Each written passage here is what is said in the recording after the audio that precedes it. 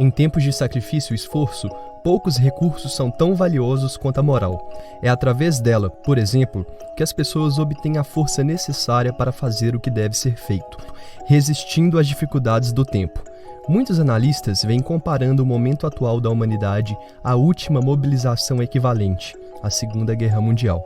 Naquela época, as rádios tiveram um papel vital no conflito, desde transmitindo informações secretas até trazendo um mínimo de alívio ao horror cotidiano. Mas como ficam as ondas curtas, amplitudes e frequências moduladas na atualidade?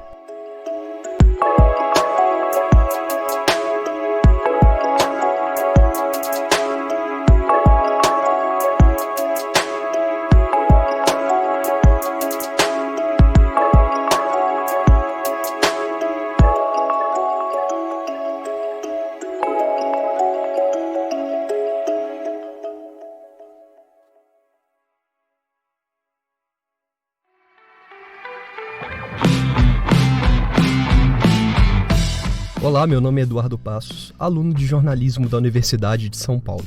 Hoje falarei um pouco mais sobre o papel do radiojornalismo em tempos de pandemia e isolamento social. Desde que o mundo se viu separado por conta da Covid-19, os meios de comunicação remotos foram alçados a um nível de importância ainda maior.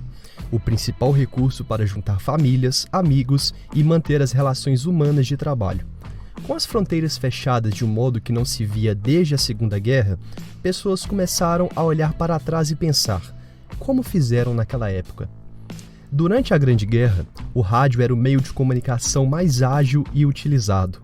Era através dele que a população civil obtinha atualização sobre o avanço do conflito, além de informações sobre seus entes que estavam no campo de batalha. Em paralelo, informações secretas eram transmitidas de modo cifrado durante a programação de grandes emissoras como a BBC.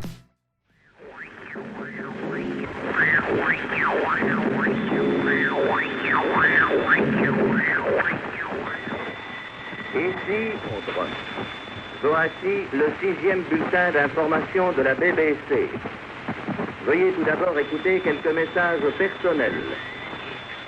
La fortune vient en dormant. Heureux qui communiste a fait un long voyage. Esse trechinho que você acabou de ouvir foi retirado da transmissão em francês que a BBC fazia.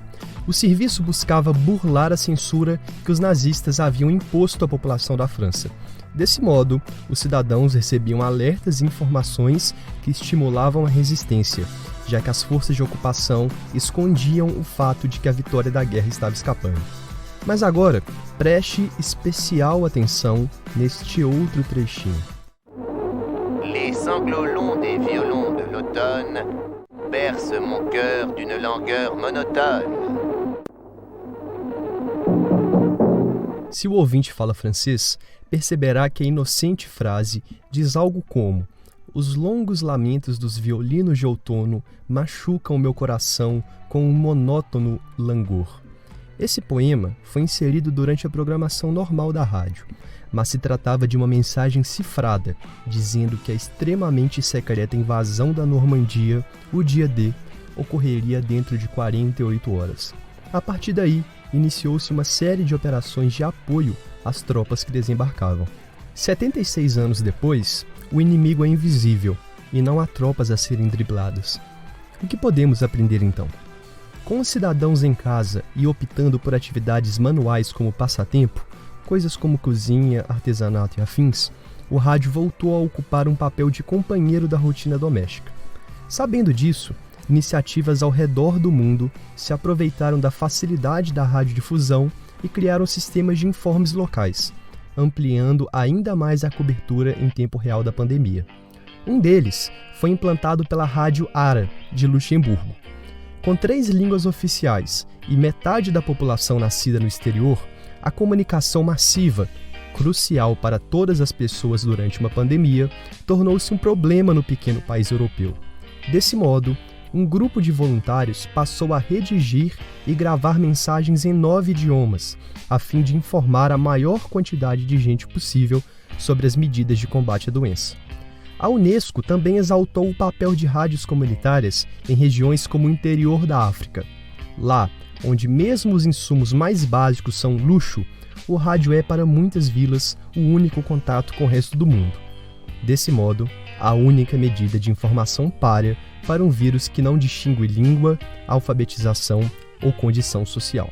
No Brasil, a situação foi semelhante e muitas rádios locais passaram a informar em tempo real a situação de cidades interioranas.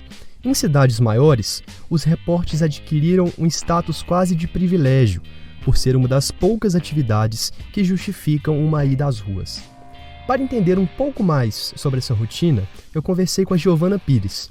Ela é vídeo-repórter da InterTV de Maricá, no Rio, e antes tinha sido repórter da Rádio 97 FM, em Ipatinga, Minas Gerais.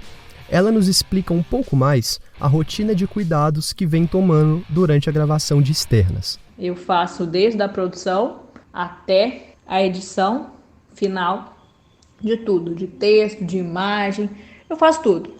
Então, eu saio de casa, por exemplo, para fazer um vivo com a minha máscarazinha, minha mochilinha, o meu tripé e o álcool em gel do lado.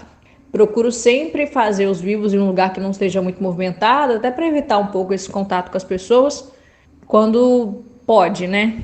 Porque às vezes preciso de um fundo que tenha pessoas, então não tem muito jeito de fugir disso. Mas a ideia é essa, sair de máscara e evitar ao máximo ter contato com as pessoas, conversar com as pessoas, infelizmente. E é muito contraditório isso, né? Porque o trabalho do jornalista é exatamente esse, estar em contato com as pessoas, estar nas ruas, conversando, entendendo o que acontece. Mas nesse momento, infelizmente, a gente tem que dar uma evitada, né? É claro que a gente acaba conversando, mas às vezes é necessário fazer isso. Com base no que a Giovana falou, podemos perceber que as características exclusivas do vídeo são um desafio a mais, que o rádio pode se dar ao luxo de ignorar em certas ocasiões. Mas algumas coisas valem para ambos, e uma delas é o desafio que o distanciamento social impôs na relação com as fontes. Eu acho que se antes da pandemia já tinha uma tendência gigantesca para a gente resolver quase tudo pela internet, pelo celular, se já tinha isso antes da pandemia, com a pandemia, então, isso foi, assim, estrondoso. A gente praticamente faz todos os contatos só pelo celular, pela internet. Às vezes um personagem manda um vídeo pra gente, em vez da gente ir até esse personagem para poder gravar uma sonora, por exemplo. Ele manda para mim um vídeo, mostra lá o que ele tá fazendo. No dia desse entrevistei uma mulher que ela tinha mudado de negócio, estava vendendo espetinhos por delivery. Agora ela tinha uma loja de roupas, mas teve que fechar a loja de roupas, e aí ela começou a vender espetinhos pela internet, né, por delivery. E aí, para eu não precisar de ir para casa dela, né, pra gente evitar esse transtorno, digamos assim, ela gravou para mim um monte de vídeo, gravou ela fazendo as comidas, gravou selfie contando a história dela e foi pro ar, normal, tranquilo. Então, eu acho que essas coisas vêm para ficar, inclusive, porque o alcance é muito maior quando a gente pode fazer isso. Durante o jornal mesmo, né, o RJ1, por exemplo, a gente acaba podendo ter entrevistados especialistas que são de outros pontos do país que a gente não teria acesso se a gente tivesse que ficar nesse tradicional de entrevistar pessoalmente. Por fim, Giovana reforçou o papel da moral e como os veículos de comunicação podem elevar o ânimo da audiência ao mesmo tempo que dão as informações com o máximo de transparência e precisão possíveis. É cansativo, é estressante, mas tem sido legal, assim, é uma experiência interessante para mim, ainda mais que estou aí no começo da minha carreira como repórter. Acho que tem sido desafiador passar tanta informação pesada e triste todos os dias, mas mesmo assim tentando encontrar pontos de esperança, né? Porque quem está assistindo não pode ficar só com essa parte triste de tudo isso, né? Tem que encontrar as boas histórias também. Isso também tem sido um desafio e tem sido legal, porque no meio disso tudo tem muita gente se reinventando, fazendo coisas novas, ajudando as pessoas. Então, é muito importante também que a gente tenha esse lado. Você ouviu um pouco sobre os desafios do radiojornalismo durante a pandemia do SARS-CoV-2. Meu nome é Eduardo Passos, estudante de jornalismo da Universidade de São Paulo. Esse programa foi produzido como parte da disciplina de radiojornalismo, ministrada pelo professor Luciano Maluna. Obrigado pela atenção, fique em casa e valorize sua estação de rádio local. Tchau!